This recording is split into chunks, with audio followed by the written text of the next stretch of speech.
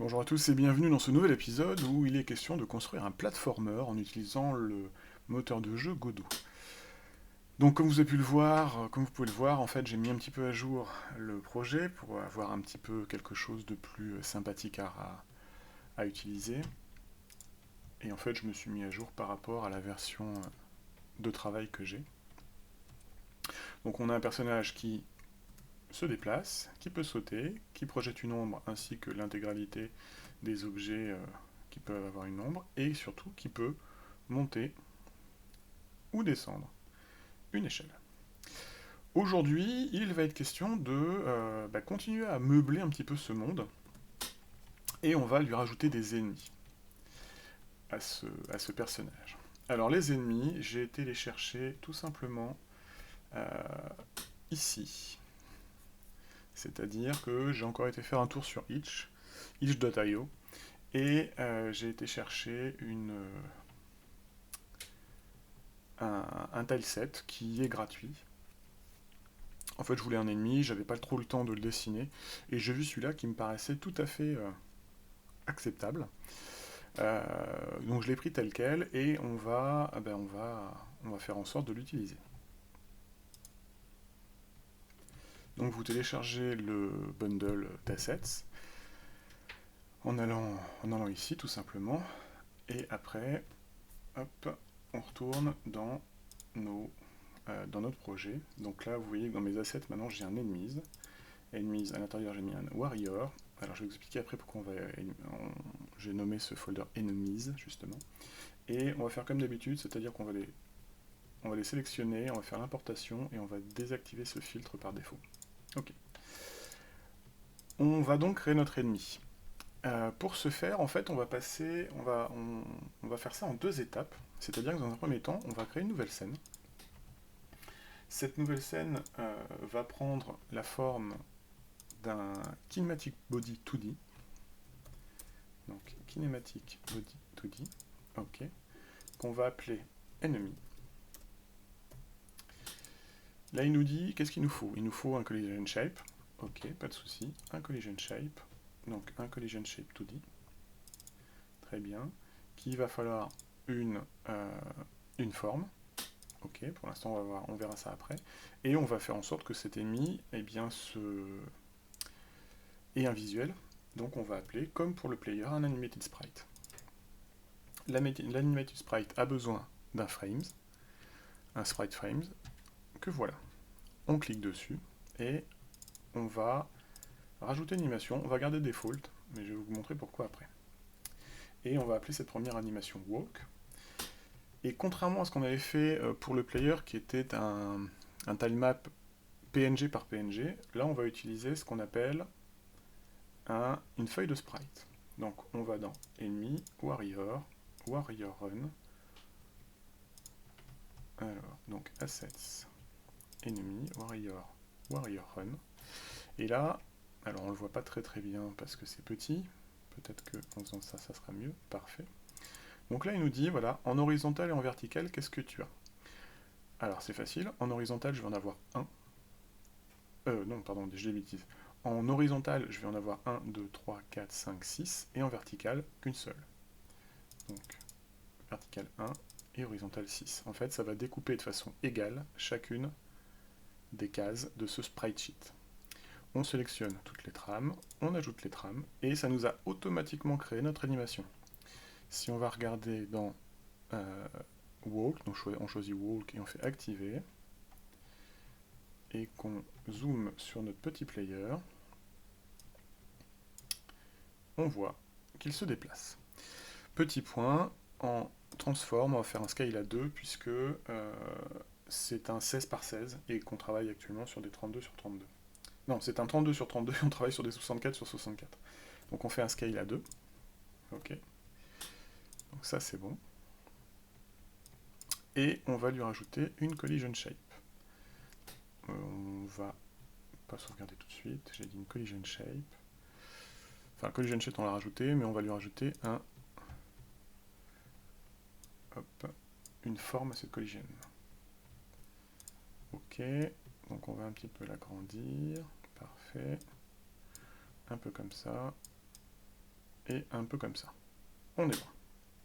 On sauvegarde, on va l'appeler enemies, donc dans les src, component, on va appeler ça donc enemies, et à l'intérieur d'enemy, ça sera enemy. Alors pourquoi enemy et pas warrior? Parce qu'en fait, cette scène va nous servir à concevoir l'intégralité des ennemis du jeu. C'est-à-dire que tous les autres ennemis hériteront directement de ce joueur-ci, enfin de cette scène-ci. Ce qui veut dire aussi qu'on va lui attacher un script qu'on va appeler ennemi, très bien, qu'on va mettre dans nos scripts, et qu'on va faire comme ça. Ok, donc il étant bien kinematic body, on a quelque chose dans ce goût-là, immédiatement. Bon, donc ça c'est bon. Qu'est-ce que ça veut dire? Ça veut dire que maintenant, on va créer une nouvelle scène, mais plutôt que de créer une scène, je vais pas y arriver, plutôt que de créer une scène issue d'un, comment dire, d'une scène, d'un node spécifique à Godot, type non2D, kinematic body, etc., on va créer une scène issue, ou en tout cas qui hérite de la scène ennemie qu'on vient de créer. Alors, non, on va le reparenter. Non, on va pas faire ça, on va le supprimer. Ok. Donc on va appuyer sur ce bouton-là, qui instancier une scène enfant. Et on va l'instancier ici. Comme vous voyez, maintenant elle passe à non enregistré. Donc maintenant on va l'appeler celui-là un enemy warrior, parce que c'est typiquement un warrior. Ok. On va l'enregistrer. Donc enemy warrior, et on va faire des petites modifications au niveau de l'ennemi classique. Hop.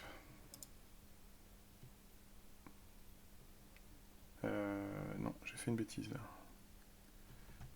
C'est pas ça que j'aurais dû faire, c'était une nouvelle scène héritée. Autant pour moi. On recommence. Celle-là, elle s'en va. Donc src component. C'est pas une série enfant, c'est une série héritée. Donc celle-là, on l'enlève. Ok, on recommence. Donc on fait scène, nouvelle scène héritée. Et elle hérite de quoi? Elle hérite pas de level du coup. Elle hérite de ennemi. Ok, donc on a une nouvelle scène qu'on va appeler donc ce coup-ci Enemy Warrior, pour de vrai, et qui hérite directement de la scène ennemie. Ce qui veut dire que tout ce que cette scène parent a, la scène enfant l'aura, ce qui nous permettra par exemple de coder le déplacement une seule fois dans le parent, pour que ce soit ce sprite-là ou un autre qui sera un autre type d'ennemi, puisse avoir le même type de déplacement. On pourra surcharger les fonctions du parent vers l'enfant en réécrivant la fonction qui sera propre à l'enfant, mais avec le même nom. On est sur de la programmation orientée objet, c'est pas très compliqué, vous allez voir. Donc celle-là, on va l'enregistrer, c'est un enemy warrior, oui, et on va revenir à ennemi. L'ennemi, comme je vous ai dit, c'est ni plus ni moins qu'un blueprint, c'est-à-dire un schéma, une recette de cuisine pour fabriquer, un ennemi. Ça veut dire que tous mes ennemis n'auront pas forcément une animation walk. Par exemple, on pourra avoir une chauve-souris qui, elle, n'aura pas une animation walk, mais aura une animation fly. Donc on va retirer cette animation. Ok. On va retirer, donc il sera par défaut. On est toujours sur ennemi, oui. Le collision shape, on va partir du principe que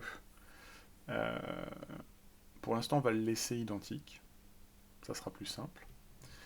Et on va retourner dans Enemy Warrior et l'Animation Sprite, c'est là où on va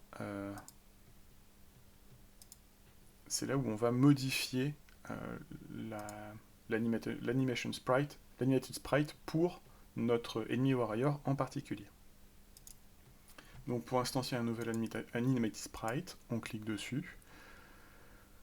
Défaut de sprite. Là, il nous dit les modifications risquent, enfin, les ressources appartiennent à une scène qui n'est pas instanciée ou héritée. Ces modifications seront perdues lors de la sauvegarde de la scène actuelle. Ok.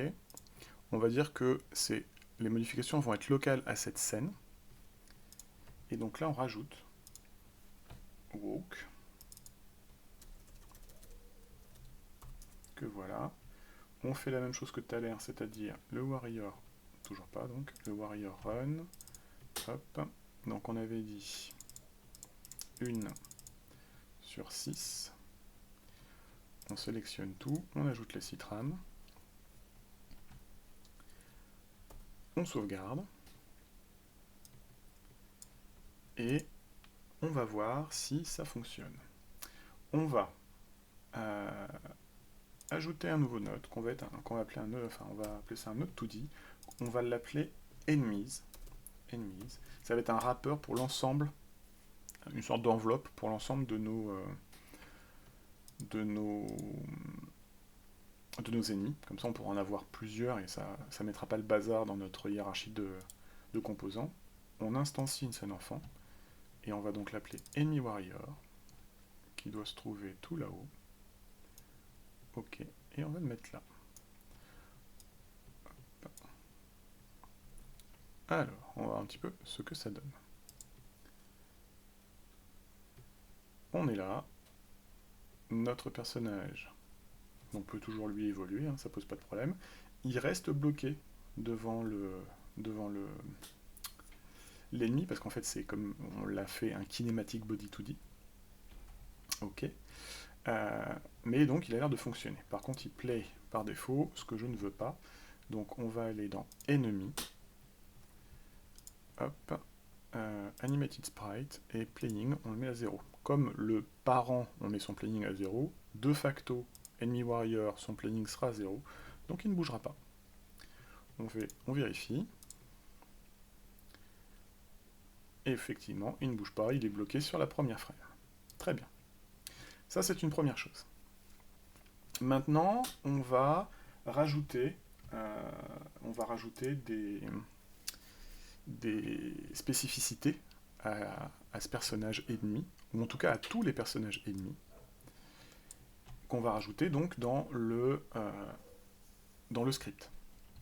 Donc on retourne dans ennemi, on lui rajoute un script qu'on va appeler ennemi.gd, on va le ranger à sa place, c'est-à-dire avec l'intégralité de tous les scripts, c'est-à-dire ici.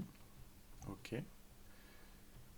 J'ai déjà un ennemi. Ah oui, je l'ai créé tout à l'heure, je suis bête. Je l'avais déjà créé tout à l'heure. Ok, très bien. Donc, on va effacer ça, on va effacer ça, et on va effacer ça. De quoi va avoir besoin notre fameux ennemi? Ben en fait, comme n'importe quel des personnages qu'on a actuellement, en tout cas comme le personnage principal, à savoir, il va falloir qu'il se déplace. Pour se déplacer, il a besoin de quoi? Ben ça, on l'a déjà fait. Il a besoin d'un velocity, donc d'un vecteur 2. Vecteur 2 qui est égal à, pour l'instant, le vecteur 2 de 0, comme on l'a fait pour notre personnage principal, qui est là. D'ailleurs, on va pouvoir reprendre, allez hop, on va reprendre ça et on va faire le tri. Alors, tac, tac. Donc il a besoin d'une velocity? Oui. Est-ce qu'il a besoin d'une speed? Oui. Est-ce qu'il a besoin d'une crouch speed? Non. Est-ce qu'il a besoin de gravité? Oui. Est-ce qu'il a besoin de jump height? Pour l'instant, j'ai pas l'intention de le faire sauter. On verra plus tard, mais pour l'instant, non. Est-ce qu'il a besoin d'une jump force? Toujours pas. Un rate? Non plus. Un earth gravity? Pas forcément. On va le garder parce que on va le garder ça pour l'instant. Ok. Donc on va dire que c'est ça. Ok, donc j'ai déjà tous les attributs de l'objet ennemi d'une façon générale. Il va me falloir aussi la direction vers laquelle il va aller. Ok. Donc pour l'instant, notre ennemi, si on regarde la 2D, il regarde vers la droite. Ok. Comme on l'a déjà dit un certain nombre de fois, on est sur un axe XY. Les X, si on part de ça, c'est 0, 0. Les X en positif, c'est vers la droite. Les X en négatif, c'est vers la gauche. Les X en négatif, c'est vers le haut. Les Y en négatif, c'est vers le haut. Les Y en positif, c'est vers le bas. Donc là, très exactement, j'ai envie d'aller le faire aller à droite. Et par défaut, comme le sprite est dans ce sens-là, on va se dire que par défaut, il va dans ce sens-là. Donc, var direction,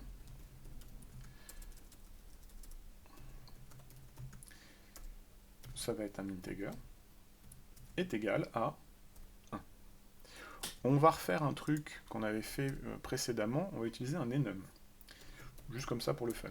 Donc enum, on va l'appeler direction, directions, plusieurs S.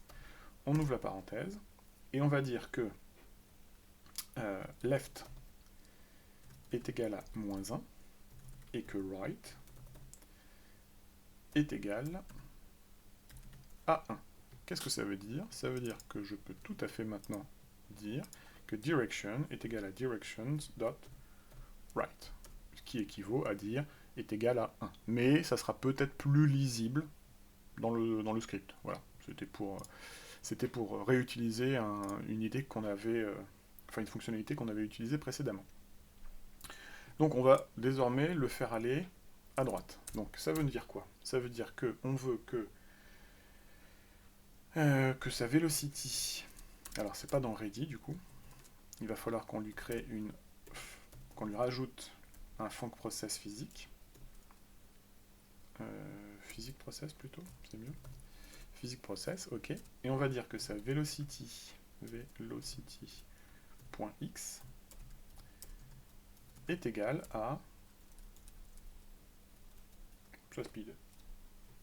On va dire simplement sa speed, ça sera peut-être plus simple. Sa speed multiplié par sa direction. Multiplié par direction. Speed, on est à 300, on va le faire aller moins vite, histoire que ça soit plus par là. Donc là, quand on instancie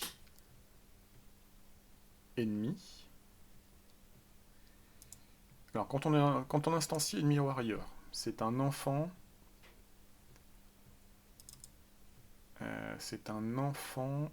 de ennemi.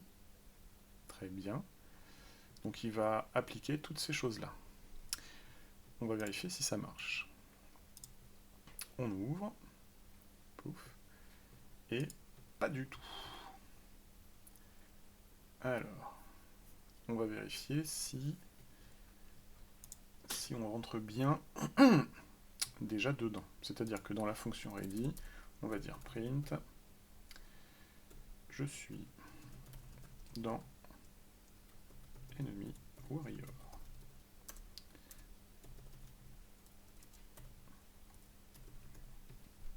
Alors, on relance.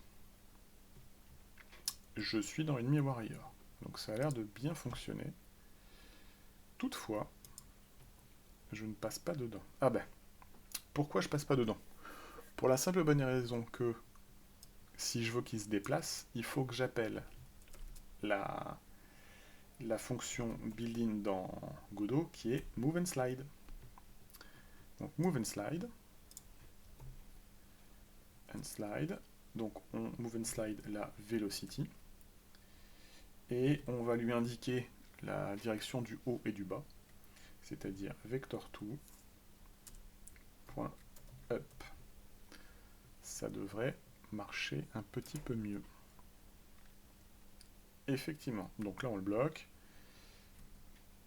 Par contre, comme vous le voyez, alors il marche, mais son animation ne fonctionne pas. Pourquoi? Parce que quand on est dans Enemy, le animation playing, il est à false. Donc, qu'est-ce que ça veut dire? On va dire que dans la fonction ready, le $animatedSprite.play, non, on va pas le mettre dans ready, on va le mettre dans la direction, pour l'instant. Play, et là on va play walk. Est-ce qu'on est bon? Effectivement, il walk bien, je suis content. Ça, c'est une première chose. Maintenant, ce que je voudrais, dans l'absolu, c'est, quand il arrive à un mur, il change de direction, il part dans l'autre sens, il change de direction, et ainsi de suite. Pour l'instant, on ne va pas faire d'IA qui va suivre le joueur, on va juste le cantonner à un ensemble d'endroits. Et quand il détecte certaines choses, les murs en l'occurrence, son comportement change. Alors comment on va faire ça? Il va falloir faire plusieurs choses. Donc la première chose qu'il va falloir faire, on va aller récupérer dans Player le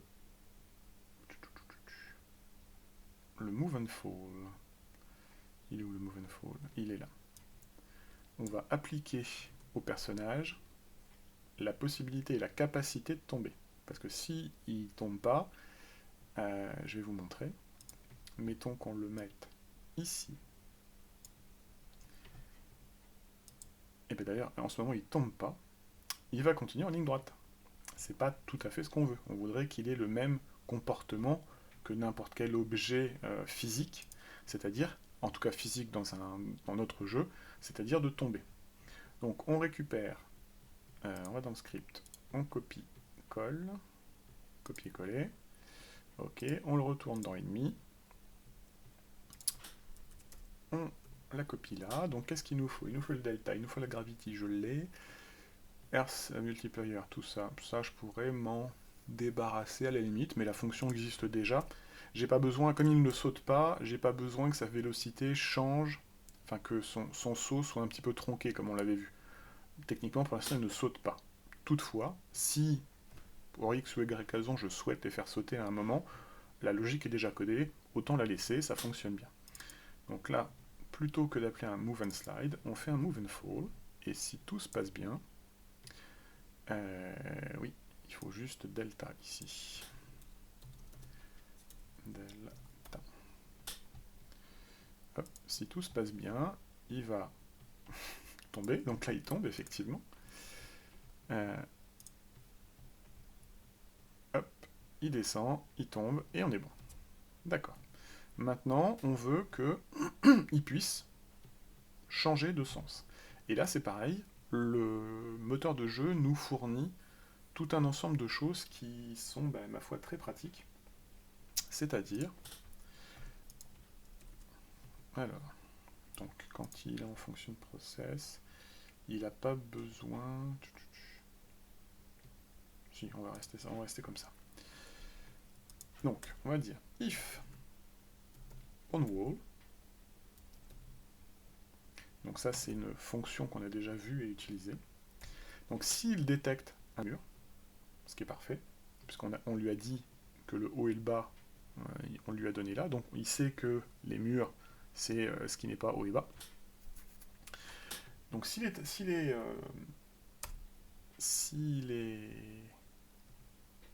détecte un mur, à ce moment-là, on va dire que sa direction est égale à l'inverse de sa direction. Alors il y a deux façons de l'écrire, ça. Donc soit on l'écrit comme ça, qui est une façon un petit peu programmatique qu'on retrouve dans beaucoup de langages, ou on peut utiliser le not direction. Donc sa direction devient l'inverse de sa direction actuelle. Il faut savoir qu'en code, la lecture d'une certaine façon se fait de droite à gauche. C'est-à-dire qu'on applique, on lit comme ça. Donc la direction, celle que je veux affecter à cette variable, on commence par la décider, et une fois qu'elle est décidée, hop, on l'applique. Donc c'est dans ce sens-là que ça va. C'est pour ça que c'est pas foufou. C'est comme si on mettait ça, en fait. La not direction, enfin l'inverse de la direction actuelle, devient la direction actuelle. Ok. Donc ça c'est bon. On va mettre la vélocité dedans. Parce que c'est pratique. Et l'animation, on la met tout le temps. Oui. Alors, pourquoi il n'est pas content, ça? On wall. Ah, c'est is on wall. Ok. Donc, si ça marche...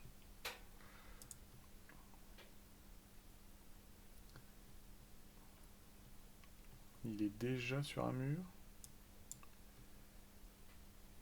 is on wall, if is on wall, direction est égal à not direction. On va essayer de remettre mon personnage dans le level 1. On va le remettre un peu plus haut. Tiens, on va le remettre là. Ok. Et on lance.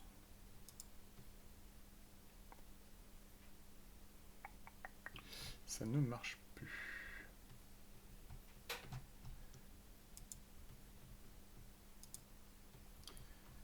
Donc il ne marche pas. J'ai fait un test avec Is on the floor. Qu'est-ce que j'ai fait?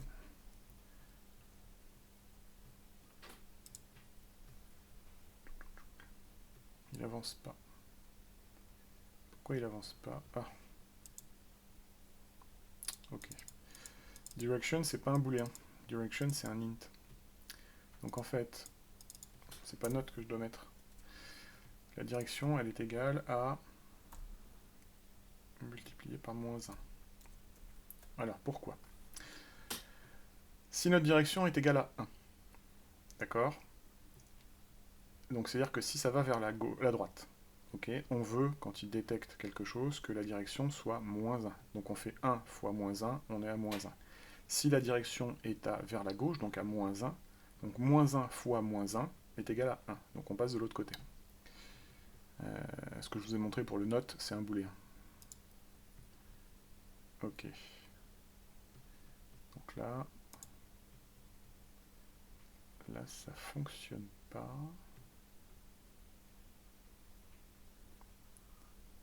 Pourtant, ça devrait fonctionner. Parfois, le moteur pose un petit peu de soucis. Je ne sais pas pourquoi. Il faut que je change et que j'aille dans la hiérarchie. On va vérifier si c'est ça. Absolument pas. Donc, on retourne sur le script. On va tout simplement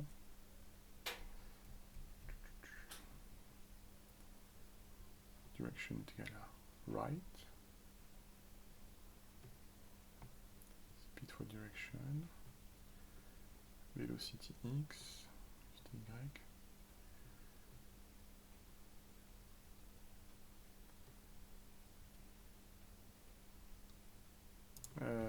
Ça n'a rien à faire là en fait. Ça n'a rien à faire là. Parce que je rentre jamais dedans, donc c'est mieux. Hop. Donc il bouge et va de... et change de direction. Alors par contre, son animated sprite, lui, ne change pas de direction, on va faire ça tout de suite, et surtout on regarde bien que lui, il est considéré comme un mur. Bah oui, en fait, parce que c'est un static body, enfin c'est un kinematic body 2D dans ce sens-là, donc il est considéré par lui comme un mur. On verra ça après. Déjà, on va le faire flip. Alors, pour le faire flip, on va dire if direction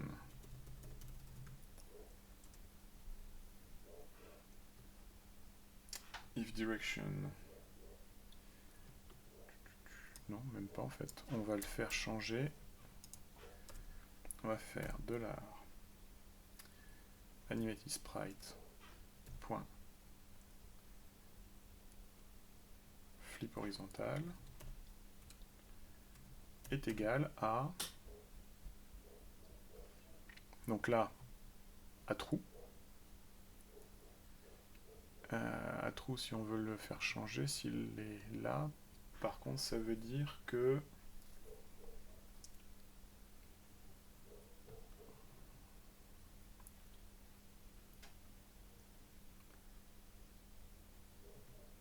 il est à true en premier,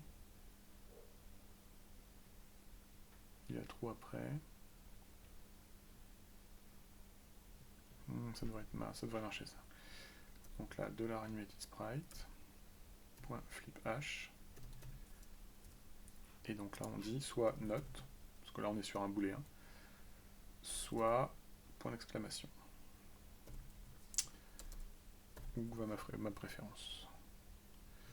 On va tester ça. à chaque fois qu'il flippe, son animated sprite change aussi. Donc ça, ma foi, c'est plutôt bien. Maintenant, qu'est-ce que je veux? Donc là, c'est bien, c'est pratique. Mon personnage, là, il est ici. C'est-à-dire qu'il ne pourra jamais tomber. Il n'est pas sur une plateforme. Donc il ne peut pas tomber, il sera toujours bloqué ici. Mais on pourrait tout à fait imaginer d'avoir des ennemis sur des plateformes. Imaginons que, hop, on crée une plateforme. Donc toi, tu t'en vas.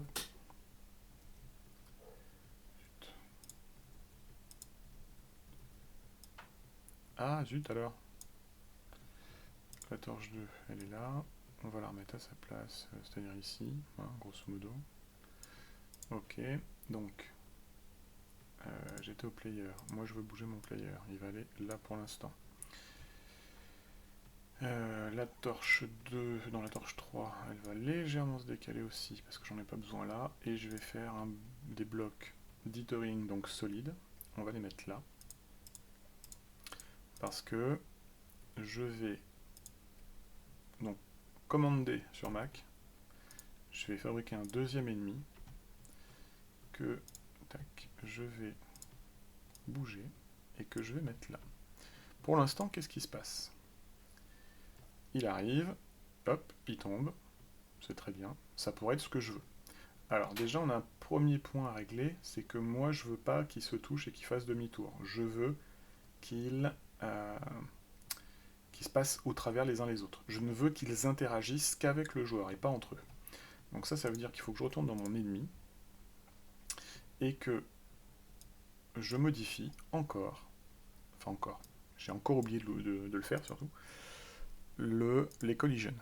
Donc, les collisions, c'est, pour l'instant, c'est rien du tout. Donc, on va faire projet, paramètres du projet, physique, 2D physics, et on va rajouter ennemi. Ok, on ferme. Tac, on vient là. Donc, ce layer, c'est un layer ennemi. Voilà. Et je veux qu'il interagisse avec et seulement avec le layer player. Pour l'instant, ça fonctionne. Si on vient là et qu'on relance, donc il tombe, très bien, il bouge, on est content, et toujours pas. Ah oui, ça c'est quelque chose que j'ai remarqué. On va supprimer les nœuds. Quand je fais certaines modifications dans... Ajouter un nœud enfant, non, pas un nœud enfant. Quand je fais certaines modifications sur les collision layers et que j'ai déjà instancié des enfants de ce collision layer, ils ne prennent pas en compte les modifications que j'ai fait sur le parent. Je ne sais pas pourquoi, je ne sais pas si c'est une erreur de mon côté. Donc on va dire enemy warrior. Donc notre enemy warrior, il est là-haut. On va le bouger et on va le mettre là. Et on va en faire un deuxième qu'on va mettre là. Ok. Est-ce que ça a résolu mon problème? Ah bah là, ils interviennent même plus. Ah bah. Ok. Donc, il va falloir que je les supprime à nouveau. Pourquoi? Parce que, en fait, mes ennemis, ils interagissent pas dans le monde. Dans le monde des layers, ils interagissent pas qu'avec le joueur. Ils interagissent aussi avec les plateformes. Et là, ils marchent dessus. Ok, donc on sauvegarde, on retourne dans le level 1, on instancie une scène enfant, je vais y arriver. Un ennemi warrior, on en instancie un deuxième en faisant un CTRL D. Le premier, on le met là, et le deuxième, on le met là. Très vite là, comme ça il tombera plus vite. Est-ce que c'est mieux? Ok, il tombe, et là, pouf, il se traverse. C'est à peu près ce que je veux. Enfin non, c'est même plutôt ce que je voulais par rapport au début. Il faudra peut-être rajouter une sorte de random sur leur vitesse, pour qu'ils n'aient pas toujours le même pattern. À voir, on est sur du gameplay. Pour l'instant, on n'en est pas à ce niveau de raffinage. Donc, nos personnages arrivent, mais quand ils sont sur une plateforme, ils tombent. Il va falloir qu'ils puissent détecter la fin d'une plateforme. Et pour ce faire, on va utiliser un nouveau composant qu'on appelle un recast. Un recast 2D exactement. Donc on retourne dans Enemy, on on ajoute un nœud enfant, et donc on va appeler ce nœud enfant le recast2d, parfait. Et on va l'appeler cliff detection. Qui détecte s'il tombe.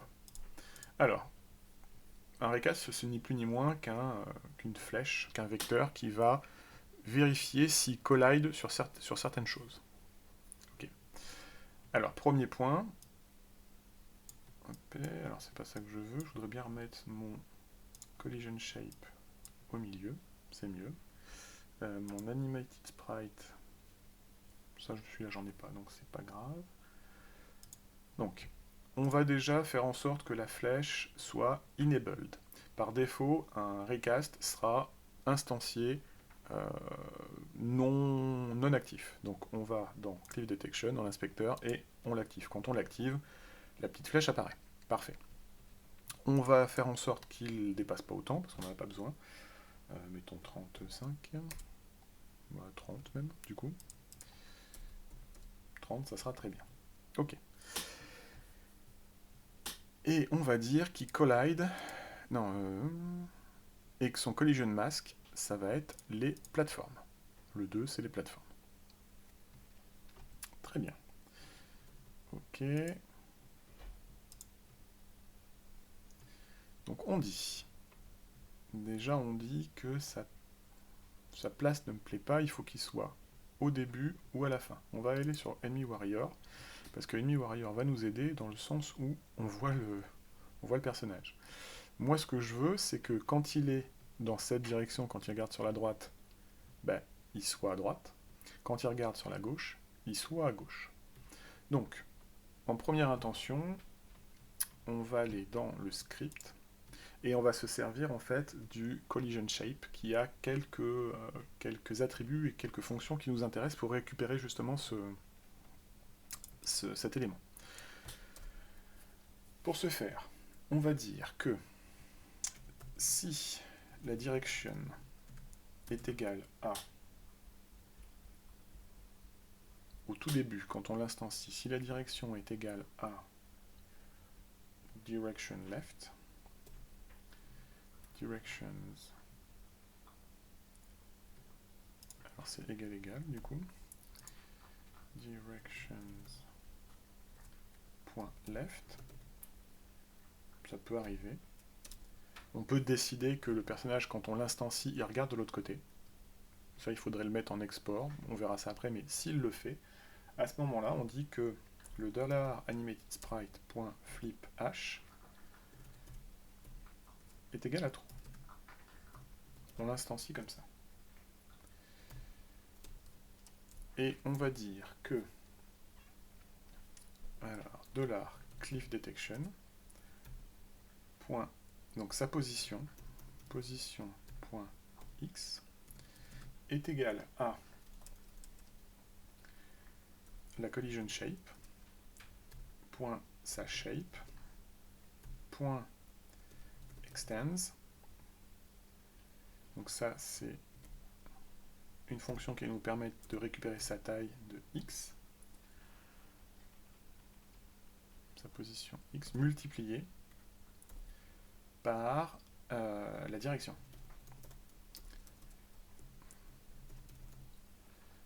Donc en gros, on dit que ma cliff detection, donc le recast, sa position en x, donc à droite ou à gauche, sera égale à le x maximum de la collision shape multiplié par la direction. Donc c'est soit 1, soit moins 1. Donc comme ça, on saura si on le positionne à droite ou à gauche. On va mettre des parenthèses là, ça sera plus propre. Et ma foi, ça devrait être bon. Donc si on va dans débogage et qu'on regarde les formes visibles, et qu'on lance, level, normalement on devrait voir, pas du tout. Alors, extends, c'est pas un D, c'est un T. On recommence. Toujours pas. Alors, invalid call, non-existent function extends. Ah, c'est pas extends, c'est get. Extends, c'est un getter. Je vais y arriver. Ok, donc si vous regardez bien, là, le recast, il est bien d'un côté, vraiment devant. Alors on le voit pas trop bien, mais je sais pas si vous le voyez en fait, mais effectivement, il est au début. Alors ce qui veut dire que de la même façon qu'il flippe, il va falloir le faire flipper quand il est sur un mur. Donc on va prendre ça. Euh, et oui, à première vue, je dirais que c'est bon. Pour être sûr qu'on le voit bien, je vais faire une petite modification dans Enemy. Dans le Cliff Detection, je vais pas le mettre à 30, je vais le mettre à 50. On le remettra à 30 après. On entend dans level 1. Hop, vous voyez. Et quand il se tourne, hop, le Recast 2D tourne avec lui. Parfait. Donc, qu'est-ce que ça veut dire? Ça veut dire que maintenant, il est capable de détecter quelque chose en dessous. Ok, alors on va revenir sur Enemy, on va revenir sur le chill, on va le remettre à 30. Ok.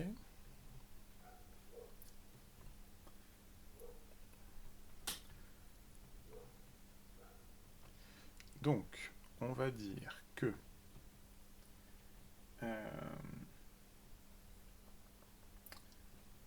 on va dire qu'il faut que c'est ça qu'il faut qu'il change. Donc, si il est sur un mur, enfin, s'il détecte un mur, ou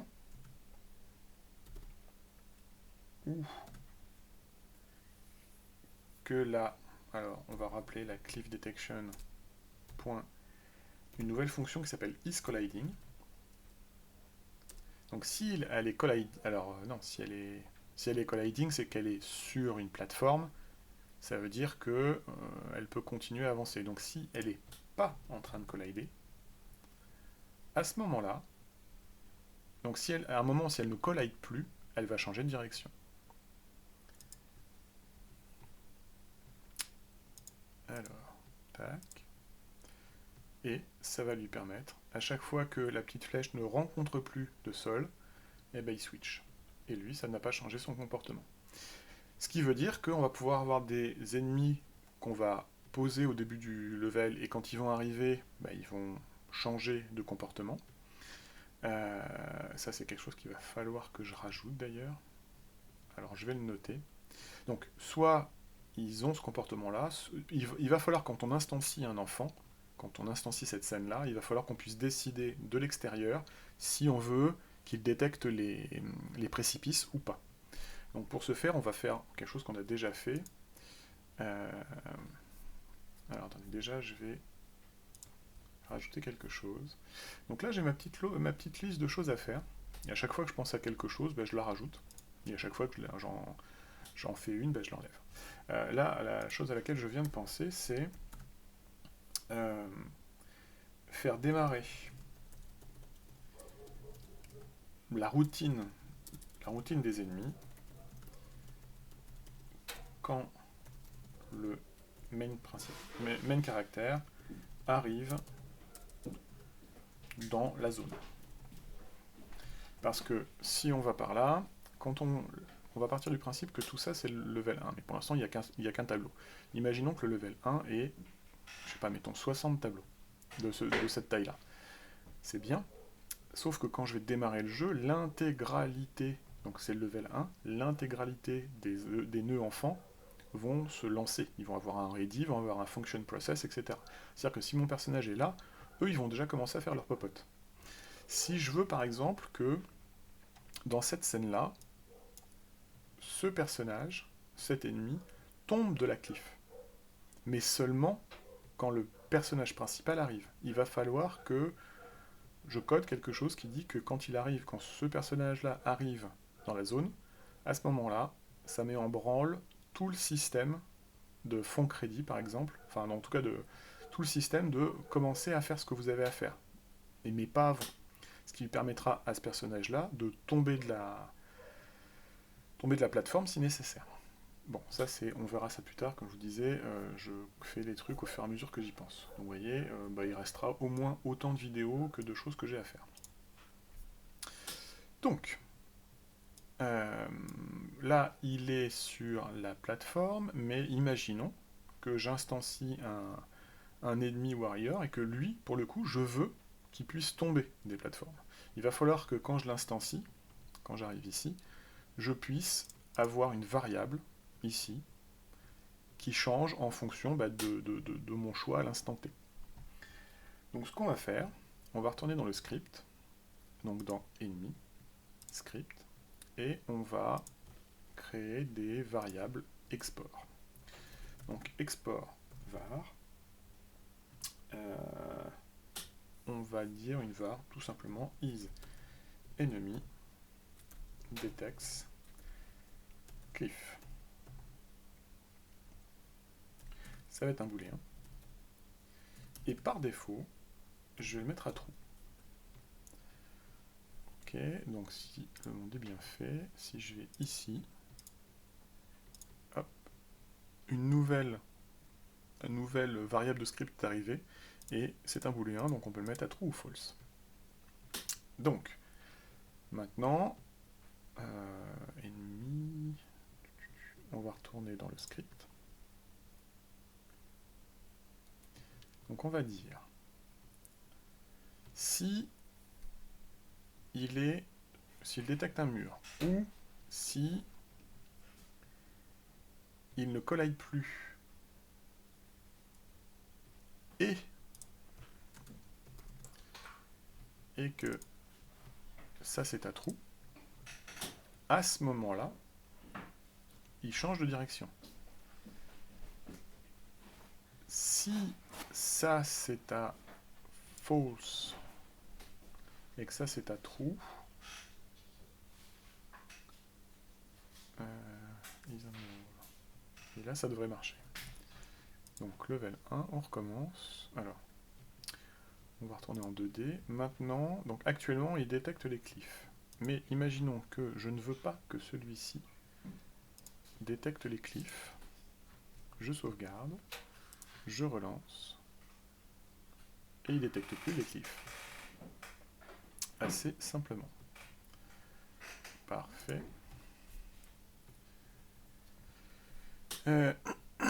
Qu'est-ce qu'il manque? Eh bien, ma foi, il ne nous manque rien, sauf erreur. Il va bien à droite, il va bien à gauche, il détecte les cliffs, il ne détecte pas les cliffs. Eh bien, on a fini pour cette partie. Alors, pour l'instant, notre personnage ne détecte pas, ni même les ennemis ne détectent le personnage principal. Il ne fait que collider avec lui. On verra après pour faire en sorte qu'il puisse lui faire des dommages et donc lui enlever des points de vie. Ce qui veut dire que la prochaine fois, on s'intéressera à faire... donc créer les ennemis et leur mouvement, c'est fait. Faire en sorte que les ennemis blessent. Donc on s'intéressera à faire ceci. Écoutez, je vous souhaite une bonne journée. Si vous avez des questions, n'hésitez pas à les poser dans les commentaires. J'y répondrai comme d'habitude assez rapidement. Et puis, codez bien en attendant. Bonne journée.